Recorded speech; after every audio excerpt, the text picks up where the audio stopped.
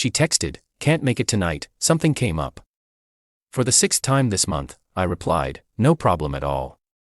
Then I used Find My iPhone to see where something actually was, her ex's apartment complex. The flowers I had delivered there with the breakup card attached made her panic. Original post: I, 35 male, had been with Jessica, 33, for about 18 months. Not married, but we'd been talking about moving in together.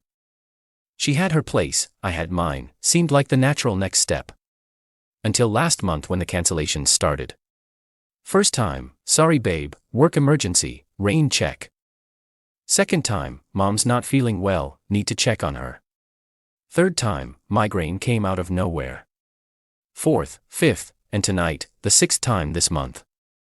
"Can't make it tonight, something came up." Each time I'd reply with some variation of "no problem, feel better," or "hope everything's okay." But tonight, sitting alone at the restaurant I'd booked for our anniversary dinner, staring at her latest cancellation text, something just clicked. Jessica and I shared locations on our phones. Started when she went on a work trip last year and wanted me to know she landed safely. Never turned it off, guess she forgot about that little detail. I opened Find My iPhone, there she was. Not at work, not at her mom's, not at home nursing a migraine. She was at Riverside Apartments. I knew that complex. Her ex Brandon lived there, the ex she swore she had zero contact with, the ex who meant nothing to her anymore. I sat there for a good 5 minutes, watching that little dot stay perfectly still at his building. The waiter asked if I was ready to order. "Yeah," I said, "just the check for the wine, please." On my way home, I passed a flower shop that was still open, had an idea. One of those ideas that comes fully formed, like my brain had been working on it without telling me. "I need a bouquet delivered tonight," I told the florist, to Riverside Apartments. "Tonight, that's rush delivery, it'll be extra." "That's fine, and I need a card attached, a specific message." Update 1: The flower shop was curious about the late-night delivery, but hey, money talks. Told them to deliver to the main office of Riverside Apartments with instructions to call Brandon Tillman's unit for pickup. The bouquet: 2 dozen red roses. The card: "Jessica, since you keep having something come up, I figured I'd save you the trouble of making excuses. We're done, enjoy your evening with Brandon. P.S. Your location sharing is still on. Might wanna fix that. Grant." The florist raised an eyebrow but wrote it down exactly as I said. Paid extra for delivery confirmation and a photo of recipient. Then I went home and did something I should have done weeks ago. I started connecting dots. Her phone was always face down lately. She'd been working late a lot but her paychecks hadn't shown any overtime. She'd mentioned that casually, complaining about her boss. She'd been weird about making plans, always wanting to play it by ear. My phone exploded about 40 minutes later. "Jessica calling. Declined. Jessica calling. Declined. Jessica calling. Declined. Grant, please answer. It's not what you think. The flowers were delivered to the wrong place.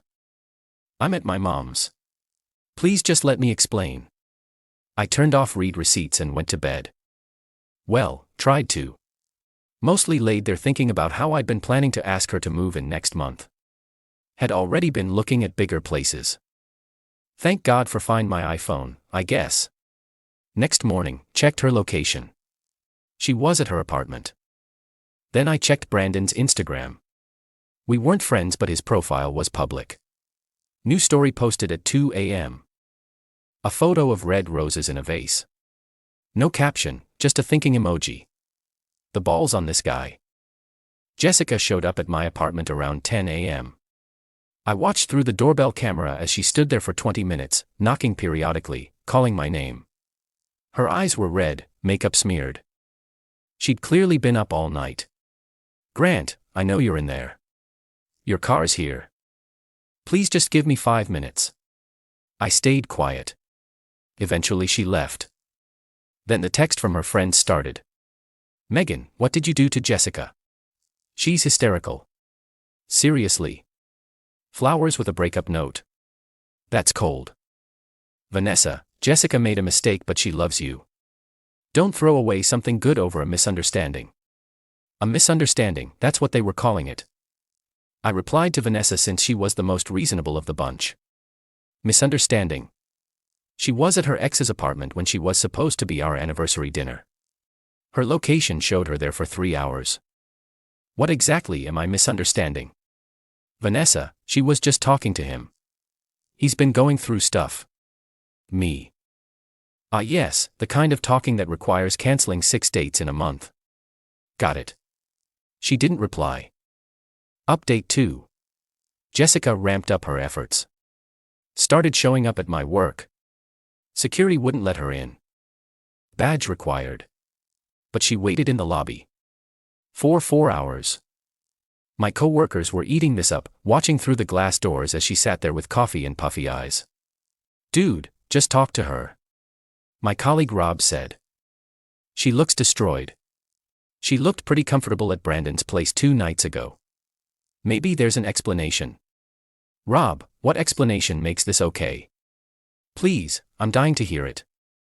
He didn't have one. Finally went down at lunch, mainly because my boss was starting to give me looks about the distraction in our lobby. Jessica jumped up when she saw me. Grant. Thank God. Please just listen. You have 2 minutes. And we're talking right here, in public. She glanced around at the people pretending not to watch. Can we at least go outside? 1 minute 50 seconds. Okay. Okay. Brandon texted me last month. His dad died. He was struggling. Needed someone to talk to. So talk on the phone. He was really messed up, Grant. Drinking. Talking about doing something stupid. So call 911. Call his mom. Call literally anyone except the girlfriend who swore she had no contact with him. I was trying to help. By canceling 6 dates. By lying about where you were. By sneaking around. I knew you'd react like this. I actually laughed. You knew I'd react badly to you lying and sneaking around with your ex. So you lied and snuck around with your ex. Brilliant logic, Jess. It wasn't like that. Nothing happened. Your location was at his apartment for 3 hours. On our anniversary. We were just talking. Here's the thing. I don't care if you were talking, playing Scrabble, or conducting a séance to speak to his dead father. You lied. 6 times minimum. You chose him over us, over and over.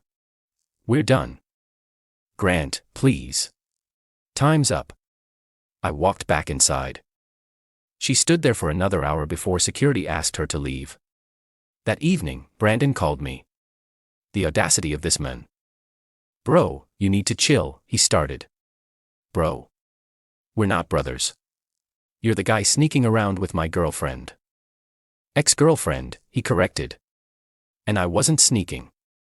Jessica was being a good friend. A good friend who lies to her boyfriend to hang out with her ex. You got an interesting definition of friendship. Look, man. Jessica and I have history. Sometimes people need closure. Closure takes 6 secret meetings. What are you closing, a mortgage? You're being a dick. She chose you, didn't she? No, Brandon. She chose you. 6 times this month. I just made it official. Whatever, man. Your loss. Funny thing about that, I can see her location right now. Guess where she is? Silence. That's right. Your apartment. Again. Tell me more about how she chose me. He hung up. Update 3. The entitlement escalated dramatically over the next few days. Jessica's mom, Diane, called me. Now I'd always liked Diane. Thought she was reasonable. I was wrong. Grant, sweetheart. Jessica explained everything. This is all a big misunderstanding. Diane, I respect you, but there's no misunderstanding. She lied multiple times. She was trying to help that boy. You know Jessica has a big heart. She has such a big heart she forgot about our anniversary to comfort her ex. People make mistakes. You're going to throw away your whole future over this. What future? One where she runs to Brandon every time he has a problem. Where I'm wondering if something came up means she's with him. That future. You're being cruel. That stunt with the flowers was humiliating. Humiliating was sitting alone at an anniversary dinner while she was at another man's apartment. He's going through a loss. His father died 5 years ago, Diane. I googled the obituary, so either Brandon's lying to Jessica or Jessica's lying to you. Long pause. That can't be right. Joseph Tillman died August 2019. Look it up yourself. She hung up. Guess she looked it up. Then came the financial entitlement. See, Jessica and I had been planning a vacation. Cabo next month. I'd paid for the whole thing. Flights, hotel, excursions. About $300 to $800 total. She was supposed to pay me back her half, but things were tight and I'd said no rush. Text from Jessica. I know we're not together, but that vacation is non-refundable. We should still go. As friends. As friends. The nerve. Me. Already changed the reservation to a single occupancy. Thanks for reminding me to cancel your ticket. You can't do that. I was going to pay you back. When? After your next secret meeting with Brandon. That's my vacation too. I need this trip. Me. Then book your own. Cabo's not going anywhere. I can't afford it right now. Sounds like a you problem. She sent 18 more texts about how I was stealing her vacation. Didn't respond to any of them. But here's where it gets good. Her friend Megan decided to start a rumor that I'd been controlling and abusive, and that's why Jessica had to seek comfort elsewhere. She posted some vague nonsense on social media about supporting friends leaving toxic relationships with Jessica's crying emoji reaction. So I did something petty. Maybe too petty, but I was done with the high road. I posted the screenshot. The Find My iPhone map showing Jessica at Brandon's apartment. Timestamp clearly showing our anniversary dinner time. Caption. When you think she's at work, but Find My helps you find out where she really is. PSA. If you're gonna cheat, turn off location sharing. The comments exploded. Mutual friends who'd been getting Jessica's version suddenly had questions. Lots of questions. Wait, she said she was at her mom's that night. Brandon. The ex-Brandon. Didn't his dad die years ago? Jessica called me screaming. You posted our private business. You made it public when your friends started calling me abusive. Take it down. Turn off your location sharing first. Oh wait, you finally did. Only took you 3 days to figure that out. You're ruining my reputation. No, Jessica, you ruined your reputation. I just provided receipts. Update 4. The next morning, woke up to find my car keyed. Deep scratch from front to back on the driver's side. Checked my security cam, hooded figure, but I recognized those Nike sneakers. The hot pink ones I'd bought Jessica for her birthday. Filed a police report. Showed them the footage. They said without seeing her face clearly, it would be hard to prove that they'd look into it. Then, Jessica made her biggest mistake. She texted me. Hope you like your car's new paint job. That's what you get for humiliating me. Screenshot. Sent to the police. Sent to my insurance. Sent to my lawyer friend who said keep that. Trust me. The estimate for repairs came back at $2,400. My insurance would cover it, but I'd need to pay the deductible. So I did what any reasonable person would do. I small claims court paperwork. But first, one more thing happened. Brandon showed up at my apartment. Not Jessica. Brandon. We need to talk, he said, trying to sound intimidating. We really don't. You're harassing Jessica. I haven't contacted her once since she admitted to keying my car. She's fragile right now. Fragile. She did $2,000 in damage to my car. You posted about her online. After her friends called me abusive. It's called defending myself. Look, just leave her alone and we'll leave you alone. We. Oh, so you're a we now. That's interesting. Tell me more about how nothing happened between you two. His face went red. We're together now, yeah. So what? You broke up with her. And there it is. The truth finally. How long were you two really talking before I found out? Doesn't matter now. It does for the small claims court case. Emotional distress, you know. Finding out my girlfriend was cheating, not just lying. You can't prove anything. I held up my phone, recording. I can now. Thanks for confirming you're together. How long, Brandon? When did it actually start? He realized his mistake. You're recording me. It's a one-party consent state. Completely legal. So how long? How long? He turned and left without another word. Jessica texted an hour later. You recorded Brandon without consent. That's illegal. I'm calling the cops. Me. One-party consent state. Google it. See you. In court. Court. Me. Small claims. Car damage plus emotional distress. Your boyfriend just admitted to the affair on camera. My lawyer says I have a solid case. Radio silence after that. Update 5. Final. The small claims court date came up 2 weeks later. Jessica showed up with Brandon. Big mistake bringing him. The judge did not like that. I presented the security footage of someone in her distinctive shoes, keying my car. Her text admitting to it. The estimate for repairs. Screenshot of her location at Brandon's during her anniversary. The recording of Brandon admitting they were together now. Text records showing the pattern of cancellations and lies. Jessica tried to argue I'd emotionally abused her by posting her location online. The judge asked, "Did you lie about your whereabouts?" It was complicated. Yes or no, were you at this man's apartment when you told the plaintiff you were elsewhere? Yes. But, and did you damage his vehicle?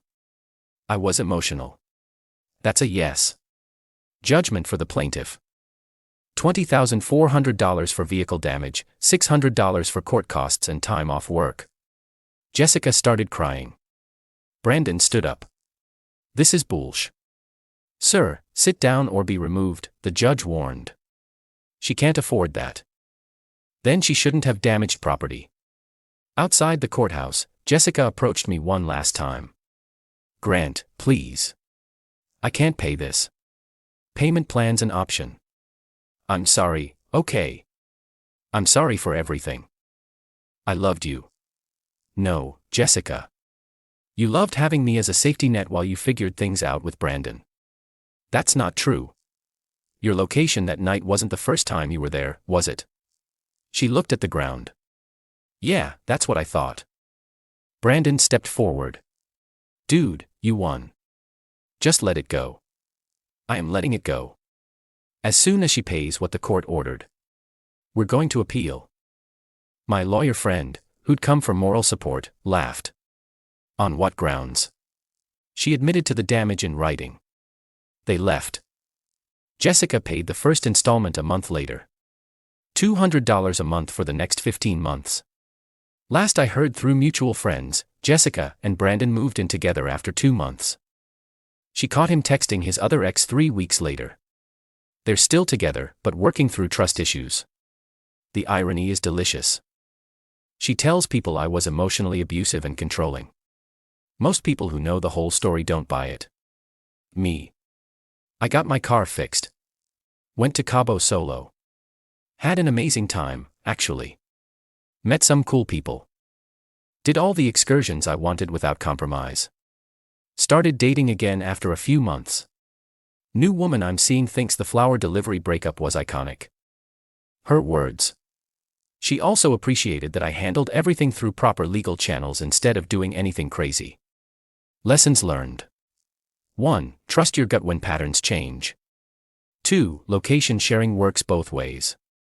3. Document everything.